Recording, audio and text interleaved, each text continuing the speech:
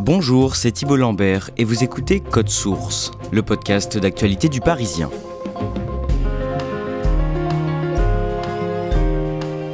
Nasdas, de son vrai nom Nasser Sari, est l'un des Français les plus suivis sur le réseau Snapchat avec plus de 9 millions d'abonnés. Il est aussi le plus regardé sur la plateforme de streaming Twitch. Cet influenceur de 28 ans a grandi dans l'un des quartiers les plus pauvres de France, à Perpignan, le quartier Saint-Jacques. Dans ses vidéos, il tourne en dérision les gens qu'il croise dans la rue. Il partage aussi le quotidien futile et parfois trash de ses amis. Parti de rien, Nasdas se dit aujourd'hui millionnaire grâce à son contenu et cherche à aider toutes les personnes dans le besoin, non sans éviter les dérapages et quelques polémiques. Code Source dresse aujourd'hui le portrait de Nasdas avec deux journalistes du Parisien, Elsa Marie du service Société qui l'a rencontré à Perpignan et Enzo Guérini du pôle Actualité. Elsa Marie, le jeudi 10 avril, vous vous rendez en reportage à Perpignan, dans les Pyrénées-Orientales, dans le quartier Saint-Jacques. Dites-nous à quoi ça ressemble et ce que vous venez faire là au départ. Alors le quartier Saint-Jacques, c'est un quartier très pauvre qui se trouve dans le centre-ville de Perpignan où vit la communauté gitane et maghrébine. Il faut imaginer des ruelles colorées assez insalubres, assez sales, mais il y a beaucoup de monde, c'est assez chaleureux. La plupart des gens en fait sont surtout donc des hommes qui sont entre ce qu'on appelle le Casa Café, qui est un peu le QG, et le terrain de basket et qui passent leur temps à discuter sur ce plateau. 90% des jeunes sont au chômage et le taux de déscolarisation est de 60%, ce qui est énorme. Et ce qu'il faut dire, c'est que vraiment la misère se lit sur les immeubles, sur les visages. Il y a beaucoup aussi de personnes handicapées qui sont dehors dans les rues. Et au début, j'ai lu en fait dans la presse locale que des mineurs fuguaient de la France entière pour espérer rencontrer Nasdas, qui passe beaucoup de temps dans ce quartier. Et je viens sur place enquêter et espérer les rencontrer. Et là, alors que vous êtes depuis quelques minutes dans ce quartier Saint-Jacques, vous tombez sur l'influenceur Nasdas, ce héros local directement. Comment ça se passe? Il est comment? Alors, je suis au Casa Café, donc le grand café qui fait l'angle, et je discute avec des serveurs qui me disent « Mais pourquoi vous posez pas la question directement à Nasdas ?» Je dis « Mais comment ?» Il me dit « Il est là, regardez, à travers la vitrine. » Et en fait, il me montre Nasdas, qui est quelques mètres plus loin, au téléphone. J'essaie de l'approcher, mais il est vraiment en pleine discussion. Il y a beaucoup de monde d'ailleurs qui l'observe et qui vraiment attendent, qui raccroche pour pouvoir l'aborder. Finalement, il rentre dans le café, il s'installe en terrasse. Et là, j'essaye de l'aborder, mais il y a déjà au moins 3-4 personnes qui passent avant moi. Un petit garçon qui lui donne des parfums, des personnes handicapées qui essayent de l'aborder. Et puis, finalement, je me présente et il me dit « vous êtes journaliste, on vous connaît, vous, avec vos sourires de façade. Et ensuite, vous écrivez des articles à charge. » Donc, je vois qu'il est un petit peu tendu. Je commence à lui poser des questions sur son enfance. Et puis, au fur et à mesure, la discussion se noue. Et après cette discussion, il accepte que vous le suiviez pendant quelques heures, c'est ça? En fait, ça se fait plutôt naturellement. C'est quelqu'un qui est assez abordable, qui parle volontiers. Et donc, à un moment, en fait, il est tellement sollicité qu'on a du mal à continuer la conversation. Donc, il me dit « Est-ce que ça vous dit qu'on aille marcher ?» Et à ce moment-là, en fait, on va arpenter le quartier Saint-Jacques en discutant et en faisant l'interview. Je vais passer 3 heures avec lui et le revoir aussi le lendemain. Alors vous nous raconterez la suite de cette rencontre, mais on va voir d'abord ensemble comment Nasdas est devenu l'un des influenceurs les plus connus du pays et comment il a bâti, selon lui, sa fortune. Nasdas, de son vrai nom Nasser Sari, a 28 ans. Qu'est-ce qu'on sait de son enfance ? Je le rencontre au Casa Café et il a grandi en fait à quelques mètres dans une tour, la tour Bétriu, qui a été en fait détruite en 2021 parce qu'elle était devenue un point de deal qui était à l'origine d'une guerre de gangs. Il a grandi dans cette tour avec ses 4 frères et sœurs, dont une sœur jumelle, une mère qui était ouvrière, un papa qui est décédé quand il avait 10 ans d'un cancer du poumon. Donc il a eu une enfance plutôt pauvre, mais il me dit on se plaignait pas et puis il a grandi dans un quartier solidaire, avec beaucoup de chaleur. Il me raconte aussi que sa mère se nourrissait au Resto du Cœur et à la Croix-Rouge et qu'il allait souvent l'aider à porter les sacs et qu'il faisait tout le tour du quartier parce que sinon il se faisait moquer par les dealers. Il était plutôt pas mauvais à l'école. Ses profs pensaient qu'il était surdoué. Lui dit qu'il pense pas, mais c'était quelqu'un qui déjà assimilait très vite. À la fin du lycée, il décroche un bac de comptabilité. Il prend un poste de surveillant. Il s'engage ensuite à l'école de la marine et de la gendarmerie gendarmerie avant de devenir concierge d'immeuble. Enzo Guerini, comme beaucoup de jeunes de son âge, Nasser Sari utilise beaucoup Snapchat. Rappelez-nous quel est l'intérêt de ce réseau social, ce qui le différencie des autres. La grande différence avec les autres réseaux sociaux, déjà, c'est que c'est un réseau où on diffuse des vidéos. Ce sont des petites vidéos qui durent 10 secondes, ce qu'on appelle une story. Et 24 heures après la publication de la story, la vidéo n'est plus disponible. On raconte sa journée, on raconte ce qu'on a mangé le midi, le soir, ce qu'on fait avec ses amis, quand on sort. Et c'est un réseau social qu'apprécient beaucoup les jeunes parce que ça crée une certaine proximité entre la personne qui filme et la personne qui voit la vidéo. Et c'est souvent du contenu léger, divertissant, rigolo. Il y a beaucoup de stars de télé-réalité qui ont compris que cette proximité plaisait aux jeunes et qui du coup ont commencé à créer beaucoup de contenu sur Snapchat. C'est pour ça qu'il y a beaucoup de stars et d'influenceurs qui sont sur Snapchat et qui ont une très forte audience chez les jeunes en France. Un jour, en 2021, Nasser Sari filme une courte vidéo qui lui rapporte une petite notoriété. Racontez-nous ça. À l'époque, Nasser Sari, comme beaucoup de jeunes en France, a Snapchat et l'utilise quotidiennement. Et il n'a qu'une 60aine d'amis sur Snapchat à l'époque. Et donc il est avec ses amis dans le quartier Saint-Jacques. Et au détour d'un énième chambrage entre amis, il se filme en train de mettre une claque à un de ses amis. Et la vidéo fait rire sa 60aine d'abonnés sur Snapchat. Et donc il y a des amis qui la partagent encore et encore. Et la vidéo finit par faire des milliers de vues en seulement quelques jours. Et c'est ce qu'on peut appeler le premier buzz de Nasser Sari qui plus tard s'appellera Nasdas. Et à partir de là, il gagne de plus en plus d'abonnés et il se met à partager son quotidien sur Snapchat. À quoi ça ressemble ce contenu au départ ? Il va juste filmer son quotidien, mais vraiment du matin au soir. Et toutes les personnes qui vont apparaître dans ces stories vont devenir des personnages un peu clés de l'entourage de Nasdas et qui vont être appréciés par les personnes qui regardent son compte. Il y a par exemple un ami d'enfance de Nasdas qui s'appelle Samos qui fait beaucoup rire les internautes. Donc Nasdas l'a bien compris, il va donc filmer le quotidien de Samos. T'es venu pour te marier avec Samos et rentrer dans la team Nasdas. Ouais, tu m'entends ? Dis-moi.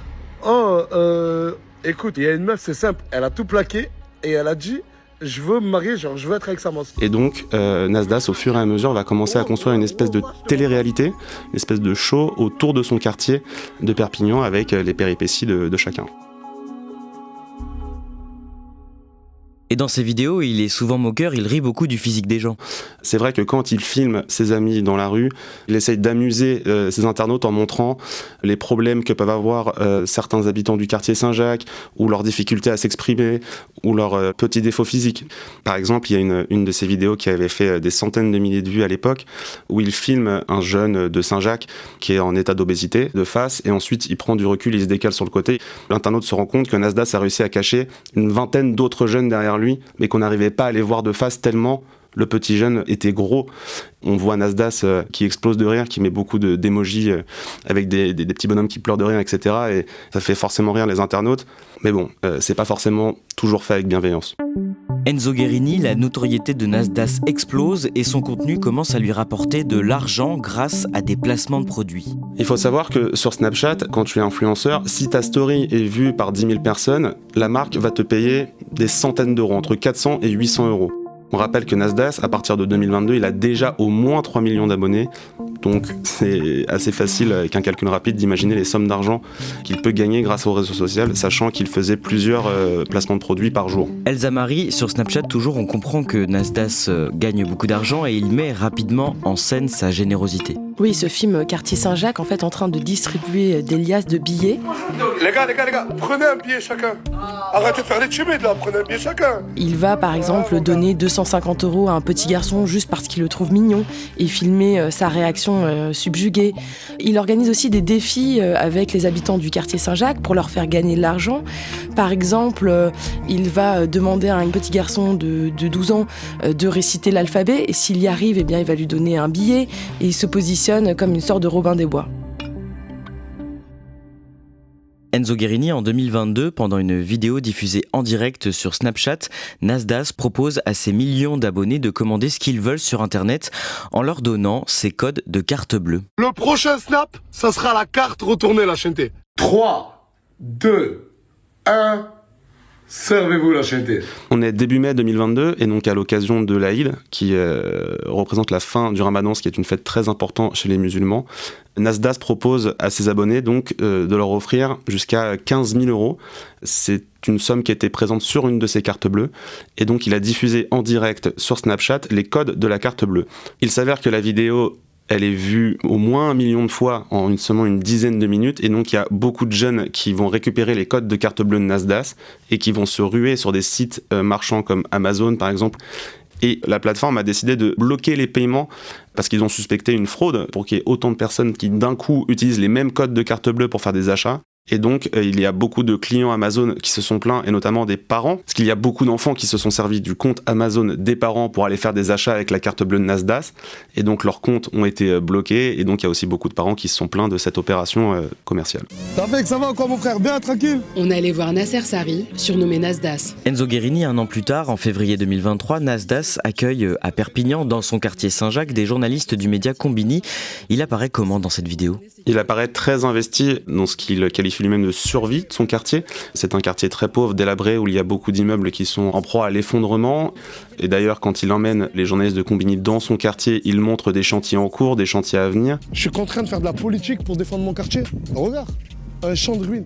Et il met en valeur des personnes qui luttent aussi pour la survie de Saint-Jacques, qui sont contre les politiques de la mairie de Perpignan, qui visent à gentrifier, selon lui, ce quartier central de Perpignan. Notre quartier est en train de se faire détruire. Tous les îlots qu'ils ont détruits, je pense que là, celui-là, ça va être presque le 10e.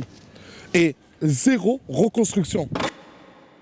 En juin 2024, Nasdaq propose à ses millions d'abonnés de gagner de l'argent avec une simple opération, mais cette démarche déclenche une vive polémique. On est en juin 2024 et Nasdaq annonce à ses millions de followers sur Snapchat qu'ils vont pouvoir gagner jusqu'à 100 000 euros et que l'opération est très simple. Il suffit de créer un compte sur une banque qui s'appelle Laymoon, de se rendre ensuite avec ce compte sur le compte bancaire créé par Nasdaq, sur lequel il y a donc 100 000 euros, de se servir et d'ensuite faire des achats avec ce nouveau compte Laymoon. Laymoon, je sais pas si vous connaissez, mais c'est les seuls qui ont trouvé une solution pour que Hashmi ainsi présent et moi, on puisse vous donner 100 000 euros à la chanter. Mais ce que Nasdaq ne dit pas, au moment où il fait l'opération commerciale, c'est que créer un compte Laymoon, ça a un coût. Ça coûte 15 euros de frais d'inscription et puis ensuite il y a un abonnement mensuel de 2 euros par mois. Et c'est ce qui a été notamment très critiqué par plusieurs collectifs de lutte contre les fraudes d'influenceurs, notamment le collectif AVI. Et il s'avère qu'au final, sous la pression, Nasdaq a fini par annuler l'opération commerciale. Au début de l'année 2025, Nasdaq crée un compte sur la plateforme de streaming Twitch, une plateforme où les internautes se filment et interagissent souvent en direct avec des spectateurs qui postent des commentaires dans le chat. Dans ses lives Twitch, comme sur Snapchat, il partage son quotidien dans ce qu'il appelle la Villa, une maison qu'il a achetée en 2024 et dans laquelle il abrite une vingtaine de jeunes. Elsa Marie, vous êtes allée dans cette maison, décrivez-nous les lieux. Alors c'est une villa qui est environ à 10 km du quartier Saint-Jacques. C'est une jolie villa, mais pas non plus ostentatoire ou comme celle qu'on peut voir à Dubaï. Moi, ce qui m'interpelle, c'est qu'il n'y a pas de portail, donc on peut tout à fait toquer à la porte de Nasdaq, qui lui ne vit pas ici. C'est là où il loge quelques jeunes. En fait, on a l'impression qu'il loge une vingtaine de jeunes, mais certains ont des appartements. Et donc, on rentre dans cette villa. Les chambres sont à l'étage. Il y a un immense salon et un petit bout de jardin, mais avec une piscine en fait qui prend quasiment l'essentiel du jardin. Il me présente sa team, les personnages emblématiques, les figurants qu'on connaît, qu'on voit très souvent sur Snapchat. Et l'adresse de la villa a fuité depuis un bon moment. Donc les personnes s'arrêtent et demandent encore des photos à Nasdaq. Il est à nouveau ultra sollicité et forcément ça ulcère les voisins. Alors qui sont les personnes qui vivent sous son toit, sa fameuse team ? La plupart sont des jeunes très vulnérables. Il y a par exemple 4BDV qui est un mineur isolé qui est arrivé seul d'Algérie quand il avait 13 ans. Nasdaq l'a pris en charge à ses 14 ans et le décrit comme son fils adoptif. Il y a aussi une ancienne SDF, Asia, dont il se moque d'ailleurs beaucoup dans ses vidéos. Il me raconte qu'il l'a rencontrée quartier Saint-Jacques, qu'elle était en train de se faire frapper en fait par plein de jeunes et donc qu'il l'a extirpée et sauvée. Il y a aussi une jeune fille qui n'a pas eu le choix de se prostituer à 14 ans, donc vraiment un public très fragile, souvent sans aucun diplôme et qui n'a finalement que Nasdaq. Moi, je pense, Moumlam, que ton cœur chavire entre les deux. Et donc sur sa chaîne Twitch, baptisée Chienté TV, et son compte Snapchat, on suit la vie de cette maison et de ses habitants, un peu comme dans une télé-réalité, c'est ça ? C'est ça. Quand Nasdaq a débuté sur Snapchat, il filmait les gens de son quartier et nous faisait vivre les péripéties de ces personnes-là comme dans une télé-réalité. Là, désormais, il fait la même chose, mais dans une maison, comme les programmes de télé-réalité qu'on connaît, comme Les Anges ou Les Marseillais ou autres. On les voit se charrier. Il lance aussi des petits défis à certains, notamment, j'ai le souvenir d'avoir vu un extrait d'un direct où Nasdaq va devoir sentir les pieds des personnes qui sont présentes dans la maison, et la personne qui sent le moins fort des pieds va gagner 500 €. Voilà, donc c'est des journées qui sont rythmées de défis, de vie de tous les jours en communauté, donc ils sont une vingtaine, et tout ça en direct. Je vais tous écouter une histoire de vous, de votre passé. Si je dis que l'histoire de Mira, elle est fausse alors qu'elle est vraie, je vous donne tous 10 €. J'augmente ma gueule. Ok. On passe à tous 20 €. C'est un blé minimum. Si, c'est normal. C'est un blé minimum. Bon, allez, dernière offre. Je vous donne tous 50 €. Sa chaîne Twitch est un succès. Au mois de mars 2025, Nasdaq devient le premier streamer français. Et à la fin de ce même mois, l'un de ses lives est le plus regardé dans le monde sur la plateforme Twitch. Elsa Marie, beaucoup d'internautes sont fascinés par les péripéties dans cette maison, mais voient aussi d'un mauvais œil ce contenu. Pourquoi ça ? Oui, beaucoup l'accusent en fait de manipuler ces jeunes qui sont précaires et fragiles pour créer une énorme télé-réalité très trash qui sert à l'enrichir. En fait, Nasdaq, souvent, orchestre des disputes. Ensuite, il va organiser les réconciliations. Et quand ça part trop fort, trop loin, par exemple, parfois il y a des bagarres, eh bien, il va séparer tout le monde. Il s'oppose en sauveur, alors que c'est lui-même qui a organisé, en fait, ces débordements. Pour créer du contenu, il va très loin. Il va, par exemple, s'immiscer dans la vie de ces jeunes. Il adore ouvrir brutalement les portes des chambres pour voir qui a dormi avec qui. Ou alors, à un moment, il y a une dispute avec une jeune fille et un garçon. Et là, il dit, vous voyez, en fait, vous pouvez pas comprendre, mais cette jeune fille s'est prostituée, elle a pas eu le choix, et donc il va mettre en fait en exergue devant des millions de personnes un passé qui est un secret et qui fait énormément souffrir cette jeune fille. Donc beaucoup considèrent qu'il exploite la misère de ces jeunes. On en revient donc au début de cet épisode. Elsa Marie, le 10 avril, vous êtes à Perpignan avec Nasdaq pendant quelques heures dans le quartier Saint-Jacques d'abord. Comment ça se passe ? Est-ce qu'on vient beaucoup le voir pour lui demander de l'argent ou des services ? Ah oui, c'est assez infernal. Toutes les 3-4 minutes, il y a quelqu'un qui vient solliciter. Et il y a notamment une mère de famille qui est venue avec son petit bébé de Lyon en disant, voilà, je suis dans la dèche, j'ai 3 mois de retard de loyer, mon plus grand fils a été placé, est-ce que tu peux me donner de l'argent ? Donc évidemment, comme lui, il a un fils à peu près du même âge, il va être ému et donc il va lui faire un virement de 1000 €. Il y a des jeunes du quartier qui lui disent, j'ai besoin de 200 € pour m'acheter un iPhone, il donne 200 €. Un copain qui lui dit, passe-moi ta carte bleue. Donc faites tout ça pendant qu'on discute. Il sort des liasses de billets de sa sacoche qui est déglinguée. Il vient au quartier avec 3000 € et au bout de 2 heures, il lui reste à peu près 400 €. Enzo Guerini, Nasdaq est très sollicité dans son quartier. Il faut dire qu'il se dit millionnaire. C'est assez difficile de quantifier sa fortune. En tout cas, lui dit qu'il gagne des dizaines de milliers d'euros par jour et ça semble tout à fait possible au vu de son audience sur Snapchat, sur Twitch et de l'argent que génèrent ces deux plateformes. À côté de ça, Nasdaq dit avoir investi dans le monde entier. Ça, pareil, c'est très compliqué de vérifier où est-ce qu'il investit et surtout dans quoi est-ce qu'il a investi. Nous, ce qu'on a réussi à découvrir, c'est que Nasdaq s'est associé avec une personne qui vient de la même région que lui, qui est à la fois son manager et aussi maintenant son associé. Et il dit qu'il est propriétaire d'un restaurant italien. Il s'avère que ce restaurant est dans le 15e arrondissement de Paris et qu'il est géré donc par ce même Mohamed, qui est son manager et son associé. En fait, c'est compliqué d'estimer sa fortune exacte puisqu'il distribue beaucoup d'argent dans la rue tous les jours. Lui affirme qu'il donne entre 70 et 80% de ce qu'il gagne, mais on ne peut pas le vérifier nous-mêmes. En tout cas, Elsa Marie, dès qu'il revient dans ce quartier, Saint-Jacques, ça se sait tout de suite. Oui, parce qu'il y a sa grosse Aston Martin. Il m'a dit qu'il n'y avait que 50 modèles dans le monde comme ça, qui est garée à côté de voitures complètement désossées. Donc effectivement, on sait qu'il y a une star qui arrive à Saint-Jacques. Et ce jour où vous êtes avec lui dans le quartier Saint-Jacques, après plusieurs heures d'entretien, un petit groupe de personnes escorte vers lui un jeune mineur de 15 ans. Racontez-nous ce qu'il se passe. Il est 21h30, il fait nuit et le quartier Saint-Jacques est assez lugubre. Et en fait, il y a plein de petits garçons, des gitans qui sont dehors, qui escortent un adolescent un peu plus grand qu'eux vers Nasdaq. Et donc à un moment, Nasdaq s'agace, il dit « mais qu'est-ce que vous voulez ?» Et en fait, ils escortent un jeune garçon qui vient voir Nasdaq. C'est un mineur. Il se présente, il dit qu'il a 15 ans, qu'il vient d'un quartier très chaud de Marseille. Et donc Nasdaq lui dit « mais où sont tes parents ?» Et donc il dit « mes parents sont décédés ». Et il explique qu'il vit dans un appartement avec des jobbers qui sont des vendeurs de drogue et que l'histoire a mal tourné et qu'il a besoin d'aide. Et il demande à Nasdaq s'il peut intégrer sa team Nasdaq, celle qui vit à la villa, pour devenir à son tour une célébrité et gagner l'argent.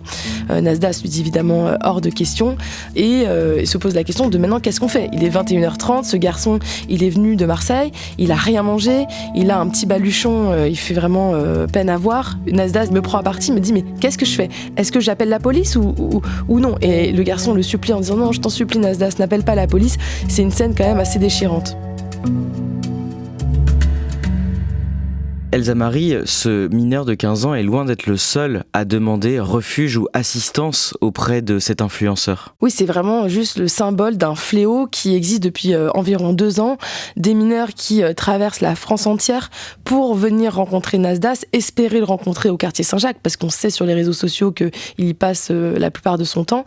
Et le problème, c'est qu'on se retrouve avec des mineurs parfois qui ont 13 ans, 12 ans, qui se retrouvent quartier Saint-Jacques, et qui n'ont aucun plan quand la nuit arrive, qui ne savent pas où dormir, qui n'ont pas d'argent sur eux, qui ont fraudé le train pour venir et qui se retrouvent en difficulté dans un quartier quand même où il vaut mieux ne pas circuler la nuit. Et c'est un phénomène qui inquiète pour ces raisons les travailleurs sociaux et les autorités que vous avez pu contacter. Il y a un policier qui me dit qu'à peine quelques jours, il a récupéré une mineure de 12 ans qui était arrivée à la gare de Perpignan et qui venait voir Nasdaq. En fait, ça pose beaucoup de problèmes parce que ces jeunes, si on ne les retrouve pas rapidement, eh bien, ils finissent entre les mains des dealers. Et les jeunes filles, elles, tombent dans les réseaux de prostitution. Donc, il y a urgence à vite retrouver ces jeunes. Elsa Marie, lui, Nasdaq, comment elle se situe par rapport à cette situation ? Vous le sentez un peu dépassé par le pouvoir que lui apportent les réseaux sociaux et l'argent ? Oui, c'est un peu l'arroseur arrosé, il est complètement dépassé par ce qui se passe. Quand je l'interroge sur ces jeunes mineurs qui fuguent pour venir le voir, il me dit qu'il a répondu déjà à cette question au moins 20 fois. Et il répète d'ailleurs aux jeunes garçons de Marseille qu'on croise, il lui dit « mais arrêtez de venir, écoutez vos parents, je ne suis pas un exemple ». Cependant, certains policiers trouvent que c'est un petit peu facile d'avoir ce discours aujourd'hui, puisque c'est lui qui s'est posé en sauveur, qui s'est filmé, et finalement, l'engouement de Nasdaq, il s'explique aussi par le niveau de pauvreté en France. C'est-à-dire que quand un influenceur se filme en train de distribuer de l'argent sur son réseau social à des gens désœuvrés, ça donne forcément envie à tous ceux qui le sont de traverser la France et d'aller le voir parce qu'ils disent finalement Nasdaq c'est ma dernière chance. Mais un policier me dit c'est le revers en fait de son business de la misère.